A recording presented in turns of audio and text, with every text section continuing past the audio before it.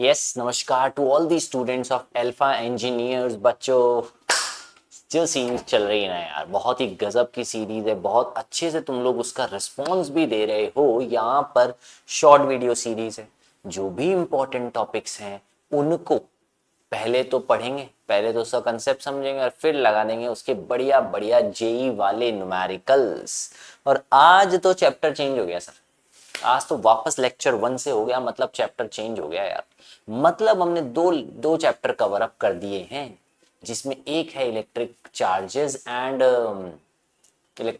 Field, और एक chapter हुआ electric potential and capacitance. And now coming to the very important chapter, the highest weighted chapter coming in our JEE exams is the very own current electricity. बच्चा, current electricity का तो sir हमें आता है definitely आता है। तो अगर आता है तो उसकी प्रैक्टिस आज बहुत बढ़िया से यहाँ हो जाएगी, क्योंकि यहाँ तो हम ज्यादा क्वेश्चन कराते हैं, थ्योरी कम क्वेश्चन ज्यादा। यही इस सीरीज का मेन ऑब्जेक्टिव, क्योंकि क्वेश्चन जब अप्लाई करने जाते हैं तभी दिक्कत आती है। तो this is your Rajat sir bringing in the best content on only and only on the made JEEx channel. तो बच्चों, इस चैनल को बहुत प्यार भी मिल रहा है, तुम लोग सपोर्ट भी कर रहे हो। ऐसे ही थोड़ा उसको शेयर करो, लाइक करो, कुछ अपनी बात हो तो फीडबैक कमेंट में लिखो, so that we will be more motivated. ठीक है जी, ठीक है जी। चलो बहुत बढ़िया बहुत बढ़िया, let us start. Sir resistivity and drift velocity, ये दो चीजें आप इसमें लिख के लाए हो, तो मैं तुम्हें इन्हीं दो चीजों के बारे में कुछ कुछ फॉर्मूला देना चाहता हूं, कुछ कुछ ग्राफ देना चाहता हूं। जैसे ही इन दोनों की हम कुछ कुछ बातें कर लेंगे, फिर मैं न्यूमेरिकल्स पे चलो। फाइन क्या, ये तो बढ़िया रहेगा ना, बढ़िया रहेगा ना। तो टुडेज एजेंडा सर, हमेशा ये लिखते हैं हम। तो टुडेज एजेंडा में क्या लाए हैं आप? तो मैं बच्चों ऐसे बोल रहा हूं, इस चैप्टर की जो स्टार्टिंग है ना भाई, इस चैप्टर की जो स्टार्टिंग है ना, करंट इलेक्ट्रिसिटी की जो स्टार्टिंग है ना, वो ये कहती है कि सबसे पहले पढ़ो बोले ड्रिफ्ट वेलोसिटी को। किसको पढ़ो सर? सबसे पहले ड्रिफ्ट वेलोसिटी को पढ़ो। अरे वाह! और ड्रिफ्ट वेलोसिटी मतलब the average velocity.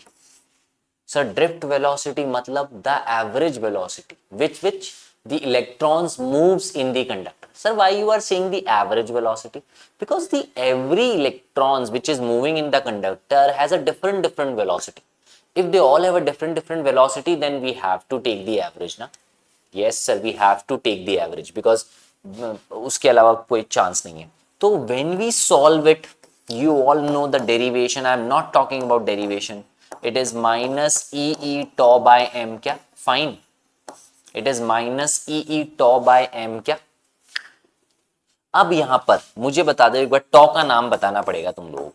Sir relaxation time, और बाकी ई हम जानते हैं चार्ज ऑन इलेक्ट्रॉन, एम हम जानते हैं मास ऑफ इलेक्ट्रॉन, ई हम जानते हैं इलेक्ट्रिक फील्ड। तो सर बात आप इसमें क्या कहना चाहते हैं? पूरा नहीं लिखा यार, रिलैक्सेशन टाइम। बात में इसमें क्या कहना चाहता हूं मैं, हमेशा ही इस चैप्टर में ऐसे ही पढ़ाया जाता है कि सर ये अगर एक कंडक्टर है और इसका एरिया अभी मैंने यूनिफॉर्म माना, अभी माना है, नॉन यूनिफॉर्म भी हो सकता है, मैंने ई उसमें इलेक्ट्रॉन दे दी। सर प्लस इधर लगा दिया, माइनस इधर लगा दिया, तो मेरे भाई इलेक्ट्रिक फील्ड का डायरेक्शन ये नहीं हुआ क्या? इलेक्ट्रिक फील्ड का डायरेक्शन ये नहीं हुआ? और अगर इसकी लेंथ एल है, तो क्या रिलेशन नहीं आ जाएगा तुम्हारे को? E is equals to V by L बोलेंगे, जिसे आप लोग बोलते हो ना। ये तो याद ही है ना, E is equals to minus D V by D R. हमने तो इस पे न्यूमेरिकल सॉल्व किए हैं बच्चों चैप्टर 2 में। तो ये इलेक्ट्रिक फील्ड इधर लगाइए, तो सर ये इलेक्ट्रॉन्स किधर जाएंगे?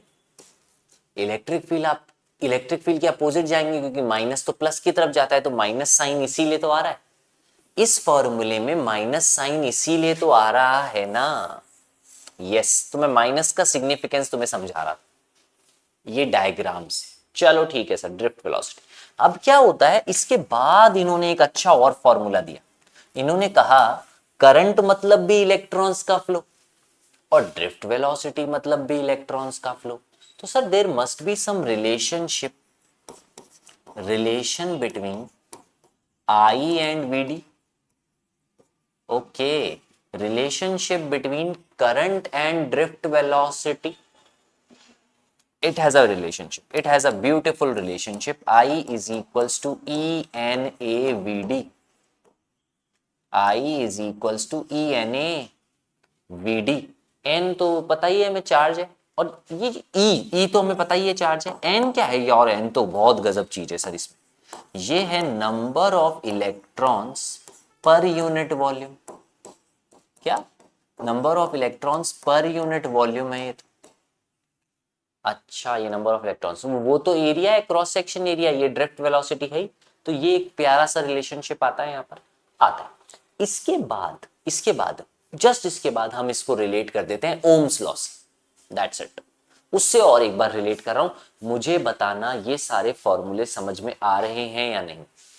सर फर्स्ट आप कह रहे हो ओम्स लॉ से रिलेट करोगे, करिए। तो मैं कह रहा हूं V is equals to I R. Fine fine, ये तो ओम्स लॉ का फॉर्मूला हम जानते ही हैं सर। एक आप बताइए मुझे, आपने कहा I is equals to ENA/VD। कहा, तो यहां से एक बात बताइए, क्या बताऊं? हाँ, इस I को लिख दूं V/R अगर तुम्हें दिक्कत नहीं हो तो, और इस VD को लिख दूं जो अभी फॉर्मूला मैंने कहा था EE/τ/m। मैं ड्रिफ्ट वेलोसिटी और करंट वाला फॉर्मूला तो तुम्हें दे ही चुका। मेन मैं कह रहा था एक टॉपिक और लिख के लाया हूं उसके अंदर में, वो है रेजिस्टिविटी। सर आप रेजिस्टिविटी कहां से ढूंढ के लाओगे? तो मेरे को ऐसा लगता है यहां से ही रेजिस्टिविटी आती है, बस यहां से रेजिस्टिविटी आती है, ये हमें लगता है। अगर ऐसा लगता है तो मैं कोशिश कर रहा हूं आर को बचाने की और बाकी सबको थोड़ा थोड़ा हटाने की।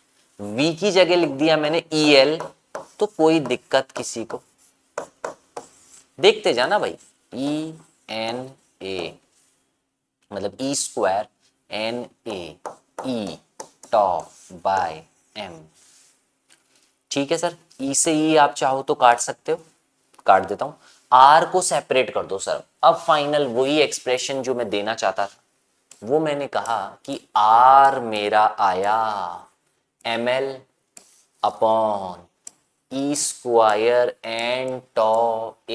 गजब सर, आप देखिए, आप कह रहे थे ρl/a, और ये बचा हुआ तो हो गया रो, और वो L और A। Nice, that means the final conclusion coming over here is sir rho is equals to m/E²n/τ। है क्या? है क्या ये बात? है क्या ये बात? तो यही फॉर्मूला मैं सामने ले आया तुम्हारे। मैं एक चाहता हूं तुम याद करो sir VD is equals to EE/τ/m। एक तो वो याद कर लो, एक याद कर लो sir I is equals to ENA/VD, और एक याद कर लो ये। अब इससे क्या कहना चाहते हैं हम? इन फॉर्मूलों से कुछ कोई कंक्लूजन भी निकलता है क्या? तो हाँ, निकलता है। मैंने कहा अगर टेम्परेचर बढ़ा, मैं किसकी बात कर रहा हूं पहले तो मैं ये भी तो बताऊं, मैं कंडक्टर्स की बात कर रहा हूं। I am talking about conductors. Please tell me sir, temperature आपने बढ़ाया, आप कह रहे हैं ना, अगर मैंने टेम्परेचर बढ़ाया तो कंडक्टर्स के केस में रेजिस्टिविटी का क्या होगा? सर अगर आपने टेम्परेचर बढ़ाया ना तो रिलैक्सेशन टाइम कम हो जाएगा, मतलब टक्कर जल्दी जल्दी होने लग जाएगी, टाइम पीरियड दो सक्सेसिव कोलिजन का कम रह जाएगा। और अगर इफ यू थिंक कि टॉ कम हो जाएगा तो resistivity is going to resistivity is going to increase ना, conductors. But sir when we are talking about semiconductors, देख लो मैं सारी बातें वही बता रहा हूं जो मुझे लगता है कि आज के क्वेश्चंस के लिए तुम्हारे लिए इंपॉर्टेंट है। फिर चेकिंग ये करनी है कि कितनी बातें मेरे दिमाग में रिटेन रही और मैं कितने क्वेश्चन का जवाब दे पाया, है ना? यही चेकिंग तुम लोगों को करना चाहिए। सर अगर सेमीकंडक्टर के केस में आपने टेम्परेचर बढ़ाया ना, तो पता है आपको कि n की वैल्यू बढ़ जाएगी, n की वैल्यू बढ़ जाएगी। और अगर n की वैल्यू बढ़ गई तो रेजिस्टिविटी कम हो जाएगी ना मेरे भाई। क्यों? बोले सर सेमीकंडक्टर के पास नंबर ऑफ फ्री इलेक्ट्रॉन्स कम होते, आपने टेम्परेचर बढ़ाया तो और ज्यादा नंबर ऑफ फ्री इलेक्ट्रॉन्स आ गए, ज्यादा नंबर ऑफ फ्री इलेक्ट्रॉन्स आ गए तो n बढ़ गया, number of free electrons per unit volume बढ़ गया, अगर n बढ़ गया तो रजिस्टिविटी कम हो गई। यही तो गजब बात है कि टेम्परेचर बढ़ाने से कंडक्टर्स की रजिस्टिविटी बढ़ती है, पर टेम्परेचर बढ़ाने से सेमीकंडक्टर्स की रजिस्टिविटी। एक कंक्लूजन यहां से आया, क्या प्यारा सा कंक्लूजन इधर से, प्यारी बात, प्यारा प्यारा कंक्लूजन। ठीक है ठीक है, चलो सर ये तो हमने मानी। एक मैं इधर एक चीज छोड़ता हुआ गया, या छोड़ता हुआ तो क्या गया, थोड़ा सा 10th क्लास का पार्ट था इसीलिए मैंने शायद बताया नहीं, कि जब ओम्स लॉ की मैं बात करता हूं तो ये बात तो मैं यहाँ पे क्लियर ही कर देता हूँ, ओमिक नॉन ओमिक वाली बात मेरे भाई। जब वी आई का ग्राफ बनाता हूं तो सर वी आई का ग्राफ स्ट्रेट लाइन होता है, ये तो तुम लोग फटाफट मुझे आंसर देते, पर हायर टेम्परेचर पे ये कैसा चला जाता है सर, नॉन ओमिक बन जाता है ये हायर टेम्परेचर पे। ओमिक मतलब सर जो ओम्स लॉ को ओबे करते हैं, नॉन ओमिक मतलब सर जो ओम्स लॉ को ओबे नहीं करते हैं, जो वी प्रोपोर्शनल आई को ओबे नहीं करते हैं, उनको हम कहेंगे नॉन ओमिक। चलो फाइन, ये भी बात मैंने मानी। तो वी प्रोपोर्शनल टू आई अगर है तो ओमिक हुआ, तो पर हायर टेम्परेचर पे वो बिहेवियर, कंडक्टर्स भी हायर टेम्परेचर पे बिहेवियर कैसा दिखाएंगे, नॉन ओमिक वाला, नॉन ओमिक वाला, ओम्स लॉ। अच्छा एक बात और कह रहा था मैं कि इसका स्लोप क्या देगा भाई, सर स्लोप रेजिस्टेंस देगा। और अगर मैंने आई वी बना दिया तो, क्योंकि एग्जाम में या क्वेश्चंस मेरे पास जो अभी है उसमें मैंने ऐसे बनाया, आई इधर और वी इधर, सर वो तो 1/r देगा, वो तो आर नहीं देगा, वो तो 1/r की वैल्यू देगा, रेसिप्रोकल की वैल्यू देगा। ठीक है, I agree on that also. What left, anything?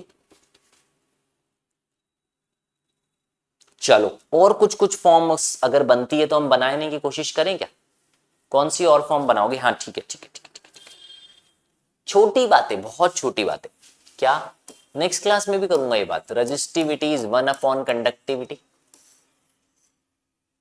ऐसा यूनिट इज सर इसकी कंडक्टिविटी की, सर कंडक्टिविटी की पर ओम पर मीटर, या मोह पर मीटर, या साइमन पर मीटर, है ना? फिर सर हाँ एक और चीज जो भी तो हुआ करती थी, G बराबर 1/r, वेरी गुड, कंडक्टेंस, ऐसा यूनिट मोह या पर ओम, ठीक बात। और कुछ लाओ सर। तो यार अभी अभी मैंने तुम्हारे को रजिस्टिविटी का फॉर्मूला बताया था, m/e² n टॉ, तो कंडक्टिविटी का पता है क्या बताऊंगा, e² n टॉ बाय m, घुमा दूंगा है, कंडक्टिविटी में घुमा दूंगा उसको, इतनी सी बात, कुछ नया तो नहीं बताया, ये तो छोटी सी बात थी यार, 1/, ये तो याद ही रहता है तुम्हें। एक वेक्टर फॉर्म भी मैं ओम्स लॉ का अगर तुम्हें याद रहे तो बहुत अच्छा है, बहुत अच्छा है, कई बार पूछा जाता है sir vector form of Ohm's law, ओहो ये क्या होता है, वेक्टर फॉर्म ऑफ ओम्स का लॉ।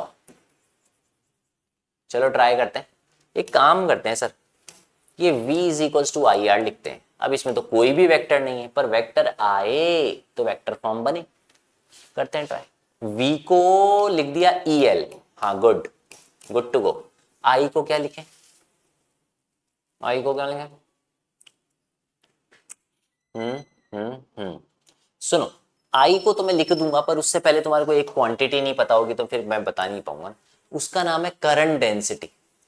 भाई क्या नाम है, करंट की डेंसिटी।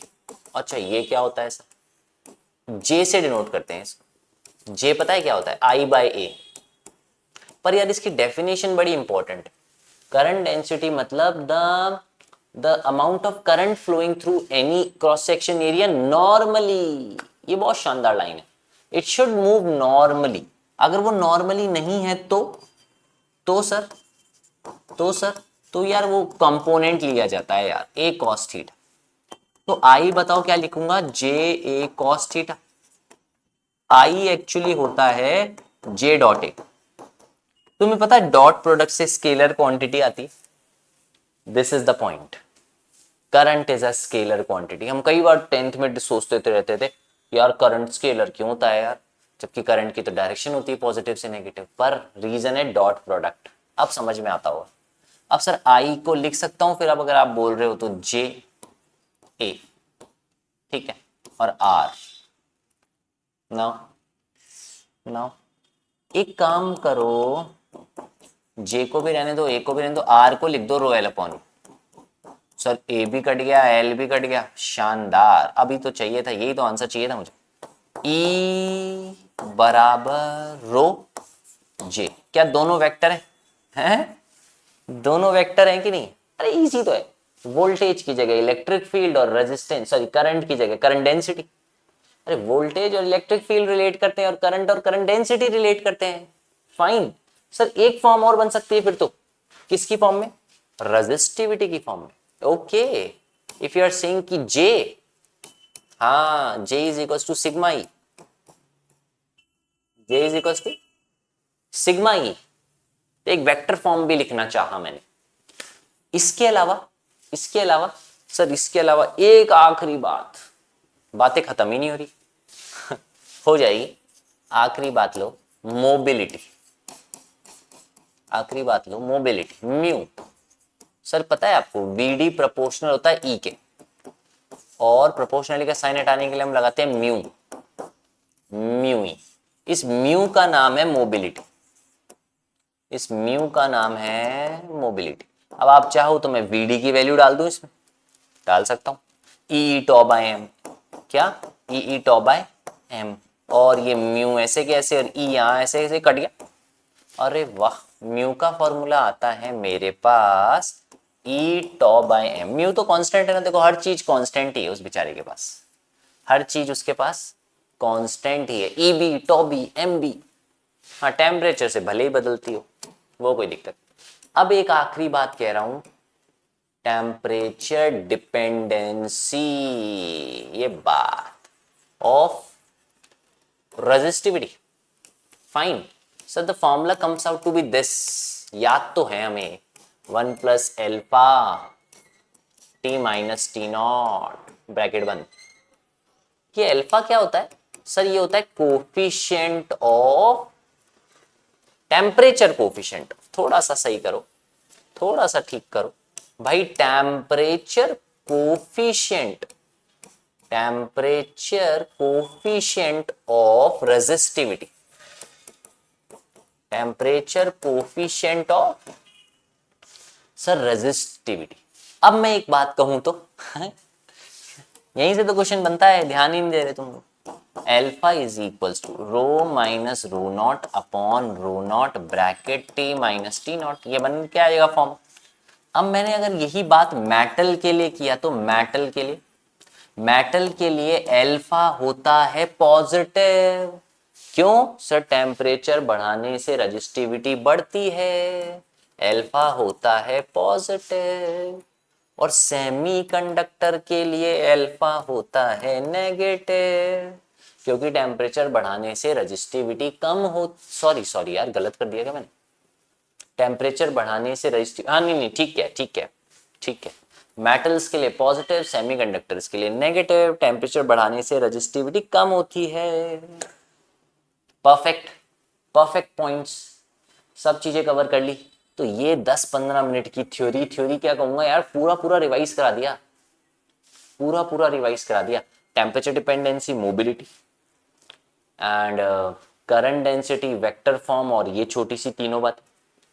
फिर ओम्स लॉ, फिर ये ओम्स लॉ के ही रिलेशंस वाली बातें, और फिर आज जो हमने शुरू किया था वो 2 फॉर्मूले। और अब क्या पूछते हैं क्वेश्चन, क्या पूछते हैं भाई हम आपसे? हम आपसे पूछना चाह रहे हैं कुछ कुछ बातें। Are you all ready? चलो यहीं से शुरू करता हूं फिर। एक चीज मैं अगर आपको बताऊं तो वो ये कहना चाहता हूं, current is the flow of charge. Sir इतनी इजी डेफिनेशन तो हमें आती, current is the flow of charge per unit time. क्या पर यूनिट टाइम? क्या? हाँ सर बिल्कुल, पर यूनिट टाइम। पर एक लाइन ये लिखने के लिए नहीं, per unit time through any cross section area, through any cross section area. जब करंट एक पतले वायर से जाएगा एक मोटे से जाएगा, मतलब वो वायर सेम होना चाहिए, ऐसे नहीं ये रहा छोटा एंड और ये उसी वायर का बड़ा एंड, ऐसा नॉन यूनिफॉर्म सा वायर है। इसका एरिया A1, इसका एरिया A2, इसकी इधर वेलोसिटी V1, इधर velocity V2।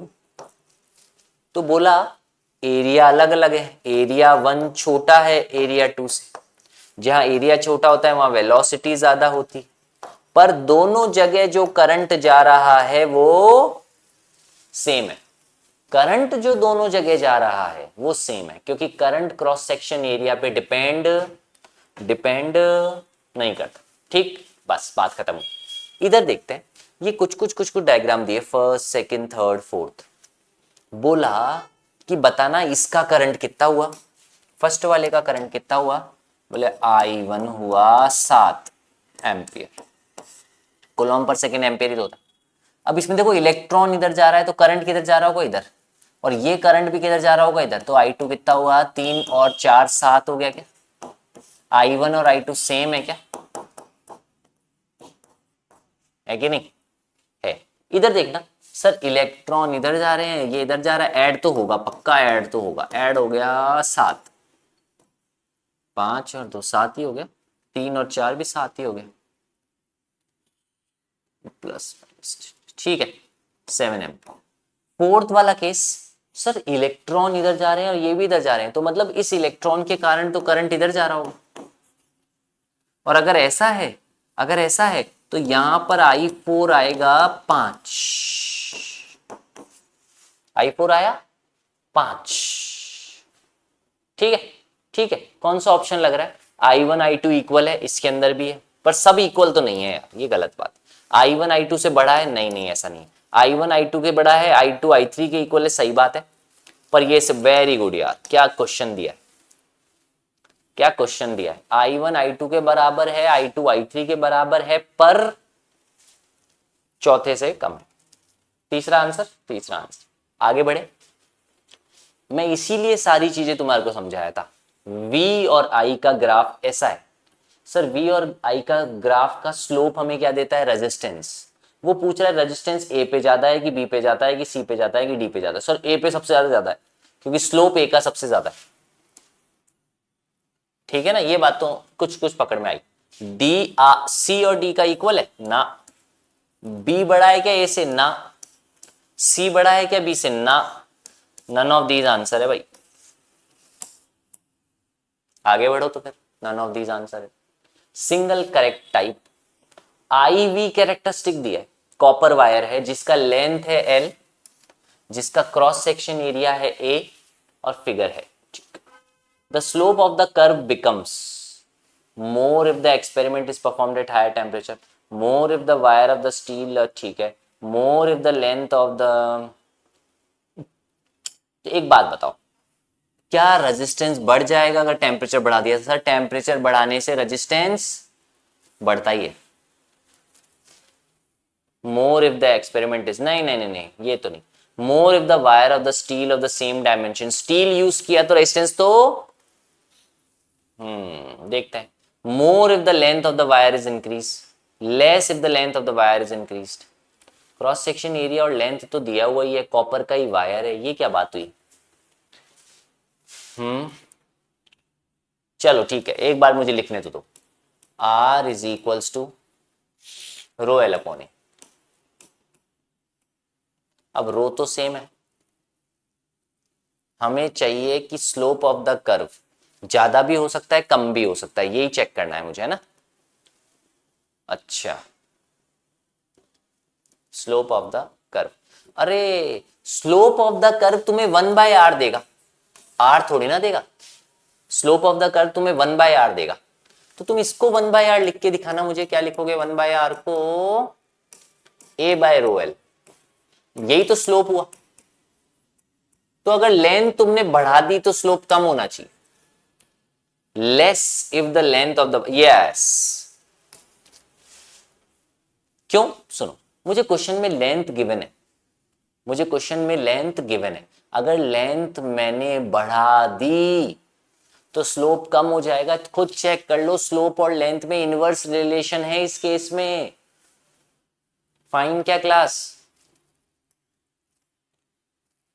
Next point, question number 6, the resistance RT ऐसे वेरी कर रहा है, ऐसे, ठीक है, पैराबोला, और उसका वेरिएशन ये रहा। Then alpha beta both are negative, alpha beta both are positive, alpha positive. मैं इन तीनों का ग्राफ बना सकता हूं, तुम लोगों को पता है, नया चीज सिखाता हूं आज तुम लोग। RT और T बताना ऐसा कहीं देखा है तो कमेंट करके। सर ये ग्राफ है R0 का, मल्टीप्लाई करो। पता है सर ये वाला ग्राफ है अल्फा टी का, अरे R0 अल्फा टी लो रे यार। और पता है ये वाला ग्राफ कैसा होगा? ऐसा। ये किसका ग्राफ है? R0 बीटा का, टी स्क्वायर का। देखा? कमाल। अब एक बात बताइए, आप बताइए, ये अल्फा भी पॉजिटिव है और ये भी पॉजिटिव है। हाँ, यहां माइनस होता तो बीटा माइनस हो जाता, पर अभी तो दोनों ही पॉजिटिव है। Both are positive.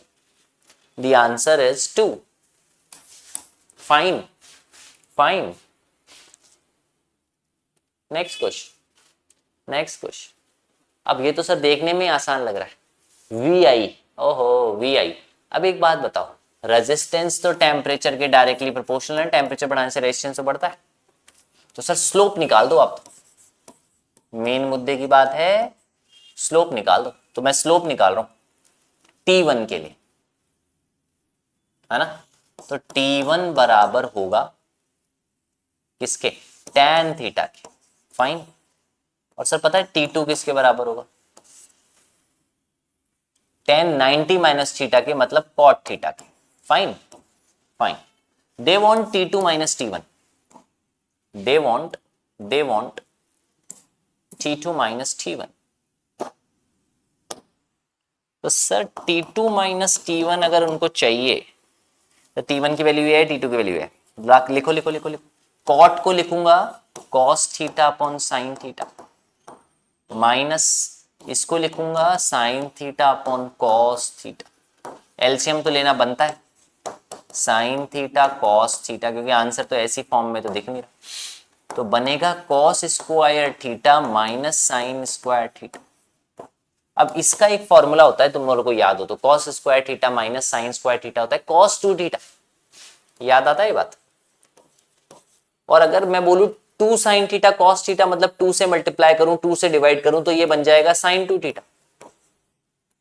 और ये बन जाएगा 2 tan थीटा, सॉरी tan नहीं cot 2 theta, 2 cot 2 theta, 2 cot 2 theta. यार कॉट 2 थीटा ही दे रखा है। अच्छा, प्रोपोर्शनल पूछा है, क्योंकि प्रोपोर्शनल पूछा है तो 2 जो कांस्टेंट है वो हट गया। फाइन। Next cylindrical conductor. अब सेम है यार, ग्राफ पर है, ये ग्राफ पर है, ये तुम लोग ट्राई करोगे। ग्राफ वाले 2-3 में करवा चुका, ये वाला होमवर्क करो। 2 आंसर है उसका, चेक करना फिर तुम्हारा आए तो। The dimensions of the blocks are this. If the specific resistance is this, find the resistance between the rectangular faces. Rectangle मतलब लेंथ अलग ब्रेथ अलग, ठीक है, ध्यान देना। सर ये एक बना दिया हमने क्यूबॉइड। अब आपको पता है ये भी एक सेंटीमीटर और ये भी 1 सेंटीमीटर है। क्वेश्चन कह रहा है 1 और ये जो लंबा सा ये 100 है। तो मुझे आप बताइए रेक्टेंगुलर फेस कौन सा है? सर ये जो पॉइंट दिख रहे हैं आपको, A B C C D, और आपको ये दिख रहे हैं E F G H। ये जो 2 फेसेस है ना सामने वाले, ये रेक्टेंगुलर फेसेस हैं, 100 और 1। तो अब तो दिक्कत ही खत्म, रजिस्टिविटी दी हुई है, एरिया मैं तुम्हें बता रहा हूं, एरिया लिखो 1 × 100 सेंटीमीटर का स्क्वायर। लेंथ लिखो मेरे भाई, ये लेंथ, इन दोनों के बीच की लेंथ है 1 सेंटीमीटर। और रेजिस्टेंस क्वेश्चन मार्क, कर सकते हो ना यार। अब तो मैंने हर चीज दे दी, मेन मुद्दा है तुम्हें ये पकड़ में आया क्या कि रेक्टेंगुलर फेस कौन से, उनके बीच की दूरी तो 1 सेंटीमीटर ही हुई, उनका खुद का एरिया मैंने निकाल ही दिया। Sir R is equals to rho 3 10⁻⁷, length तो 10⁻⁻2 upon area divide by 100 divide by 100 तो 10⁻⁻2, ये कट गया, यही आ गया आंसर। 3 इंटू 10⁻7, 7 -7 है ये यार, ये क्वेश्चन में मिस्टेक होगा फिर, -7 मेटल है क्या? ठीक है, दो ही है आंसर, आंसर पर दो ही है। In the above question the resistance between the square face, तो ये होमवर्क बनता है भाई।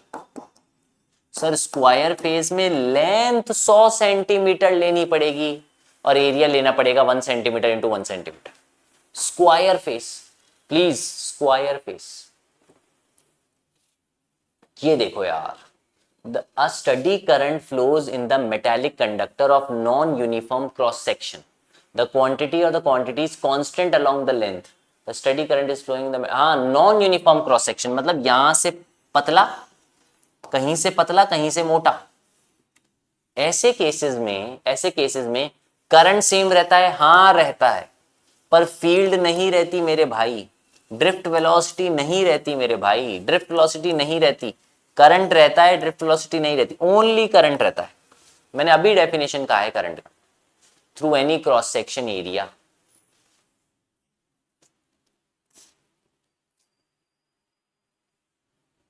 फाइन, चलें आगे।